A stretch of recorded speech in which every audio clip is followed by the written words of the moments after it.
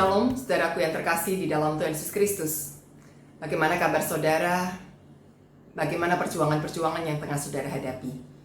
Mungkinkah saat ini ada di antara kita yang sedang lelah dalam menghadapi pergumulan di dalam keluarga, atau bahkan nyaris frustasi dan putus asa dengan pergumulan yang terjadi di dalam keluarga kita?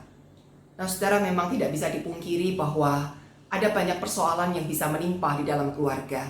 Apakah itu ringan atau berat, berkaitan dengan pasangan hidup, dengan anak-anak, atau dengan perekonomian dan kesehatan, serta berbagai macam peliknya persoalan yang menyangkut hukum, relasi dengan masyarakat, dengan warga sekitar, dan hal-hal lain yang kadangkala menekan kita dengan begitu kuat dan membuat kita berteriak sampai kapan, atau membuat kita bingung bagaimana jalan keluarnya. Apakah masih ada solusi yang bisa didapatkan? Dan mungkin ada di antara kita yang hampir menyerah kalah dengan semuanya itu. Saudaraku yang terkasih, sebelum kita buru-buru menyerah, mari kita melihat terlebih dahulu apa yang bisa Tuhan lakukan di dalam kehidupan keluarga kita. Ada banyak kisah di dalam firman Tuhan, keluarga-keluarga yang sebetulnya tidak ideal. Ada banyak konflik, ada banyak persoalan, ada banyak hal yang menekan, yang seolah-olah tidak ada lagi jalan keluarnya. Keluarga dari Ishak dan Ribka misalnya, ketika mereka sebagai orang tua yang tidak ideal, mendidik anak-anaknya Esau dan Yakub secara keliru, membuat kedua anak ini akhirnya harus berpisah jauh, bahkan hidup di dalam perseteruan. Tetapi bagaimana karya Tuhan yang memulihkan, sehingga Esau dan Yakub akhirnya bisa berbaikan kembali, dan mereka bisa utuh lagi sebagai satu keluarga yang harmonis. Keluarga dari Yakub, ketika dia punya banyak anak, tetapi dia pun gagal di dalam membangun relasi yang harmonis di antara anak-anaknya, membuat ada anak yang akhirnya menjadi korban, yaitu Yusuf. Rasanya secara manusia tidak mungkin lagi Yusuf bisa kembali. Yusuf yang sudah dibuang sebagai budak, yang entah bagaimana kehidupannya di sana, tapi ternyata dalam kurun waktu tertentu Tuhan mempertemukan lagi Yakub dengan Yusuf dan bahkan memulihkan seisi rumah ini. Ada banyak hal yang kalau dilogikakan, dipikirkan secara manusia tidak lagi masuk akal. Dan tidak mungkin kita akan menyelesaikan masalah itu. Tetapi sekali lagi, Tuhan punya otoritas yang luar biasa, yang jauh melebihi logika kita. Sehingga bagian yang bisa kita lakukan adalah berserah penuh, berharap dan bergantung sepenuhnya kepada kuasa Allah. Dan biarkan Tuhan bekerja sepenuhnya dalam kehidupan keluarga kita, untuk menunjukkan karya-karya pemulihan dan menyelesaikan semuanya satu demi satu, sehingga semuanya bisa terselesaikan dengan baik.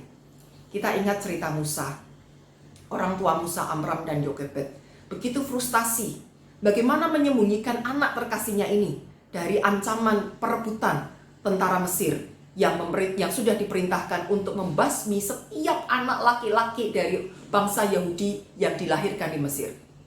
Lantas ketika mereka punya bayi laki-laki ini yang diberi nama Musa, bagaimana mereka bisa menyembunyikannya?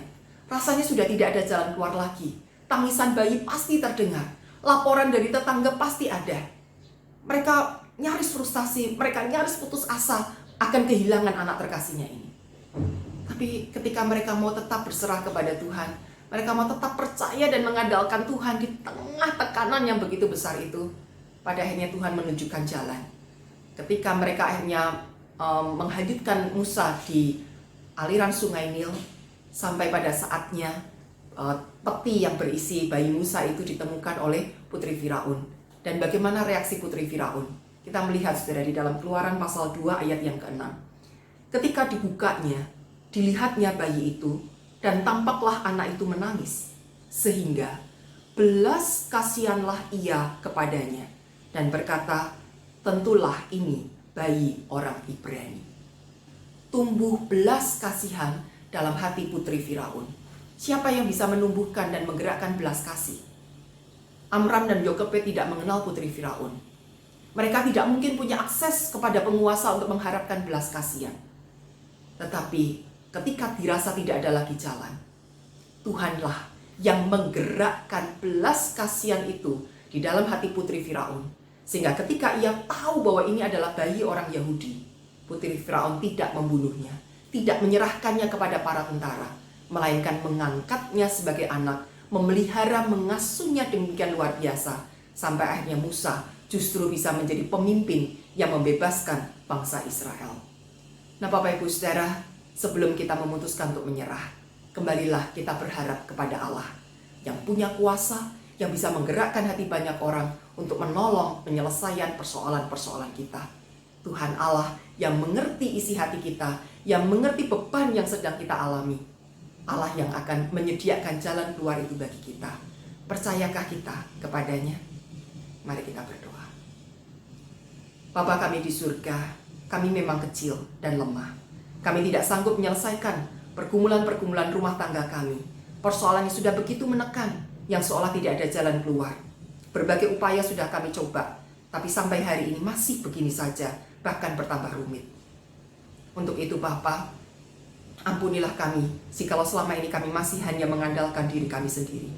Saat ini, kami mau betul-betul 100% mengandalkan Tuhan, berserah penuh kepada Engkau, sehingga kami percaya bahwa karya pemulihan Tuhan yang boleh dinyatakan dalam kehidupan rumah tangga kami. Tidak ada yang mustahil bagi Tuhan. Kalau bayi Musa Engkau selamatkan, kalau kehidupan keluarga Yakub Engkau pulihkan, kalau kehidupan keluarga-keluarga yang selama ini hancur, Engkau berkenan untuk hadirkan damai sejahtera dan rekonsiliasi. Maka ke dalam keluarga kami pun, kami percaya Engkau juga akan berkenan memberikan solusi yang terbaik, memberikan keharmonisan, memberikan pemulihan-pemulihan, sehingga kami merasa damai sejahtera, kami merasa tenang dan penuh sukacita, menjalani kembali hari-hari bersama dengan anggota keluarga kami. Terima kasih untuk janji-Mu yang begitu luar biasa. Terima kasih untuk karya-Mu yang setia Engkau tunjukkan bagi kami. Di dalam nama Tuhan Yesus Kristus kami berdoa. Amin.